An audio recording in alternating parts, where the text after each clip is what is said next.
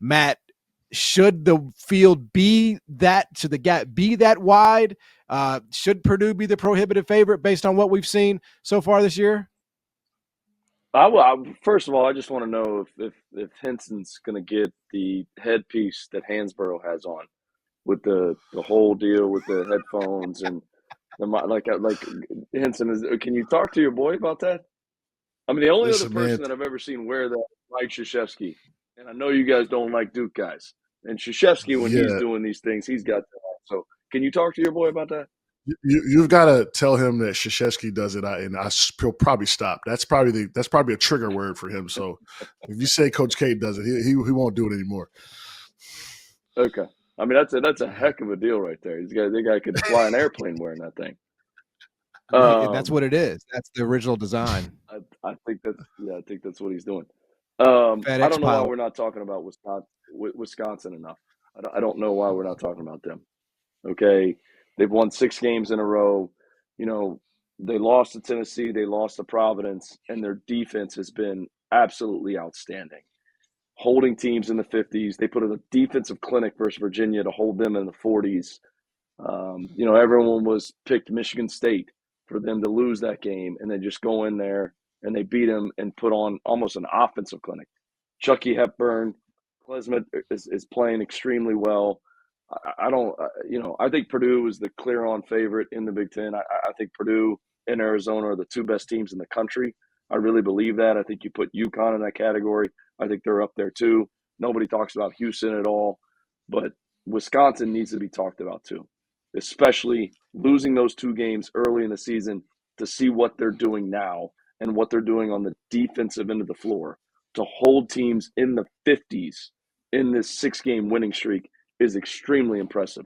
You got to talk about them a little bit more, and I think you need to put Illinois, especially what they did against FAU, Terrence Shannon, one of the best guards in the Big Ten. You got to put them in that same category. I know this is not a betting show, but my man Henson, I do know off the air, is an investor. He's an investor. Yeah. And so when I want to make sure I get these correct, Purdue is plus 125. This is all GM. Michigan State is 6-1. Wisconsin 7-1. Illinois 8-1. And then you start getting into Ohio State, Maryland, Northwestern Indiana. Is there any value? There's no value at plus 125 with Purdue. So let's take them out of the equation. Is there any value on Michigan State, Wisconsin, Illinois, based on the numbers that you have at BetMGM? So Coach led me into my Wisconsin segue. I was going to say the value is probably going to be on Wisconsin. And if Illinois is 8-1, I think the value is on them. I mean, you got to give those 2 sprinkles because, it's from a value perspective, right? I do think Purdue is probably going to end up winning this thing, but Wisconsin is only going to get smaller. Wisconsin is really good. They'll be right there at the end. It could be 1 or 2 games, right? Purdue has some type of injury, some type of slump. They could be right there to take the crown. So I like the Wisconsin and Illinois from a value perspective, and they're both playing well. I'm scared to trust Illinois because we trust them, I feel like, every year, and then they let us down. So maybe this is the year that they finally live up to the hype per se, and they get it together, which they do look good right now. But we've seen this before, right?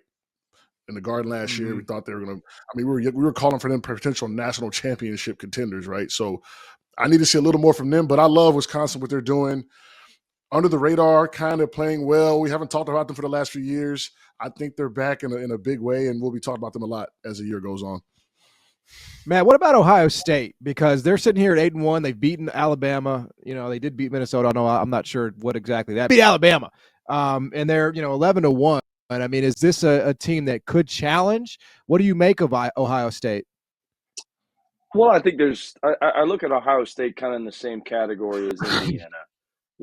They beat Alabama. That's a good win. I think Ohio State's a good team. But, where do they end up at the end of the year? Are they still getting better? Are they still improving? Have they really beaten anybody? And I think, you saw them early in the season. They lose to Texas A&M. But that Alabama win was a good win. I think they're still growing and developing as a team. I kind of got them and Indiana in the same category.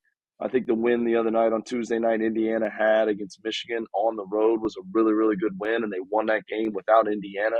But I just want to see more. I want to see more from Ohio State. I want to see more from Indiana. Like, how good are they really? Have they played Right. against top level competition? I thought Texas A&M is a really, really good team.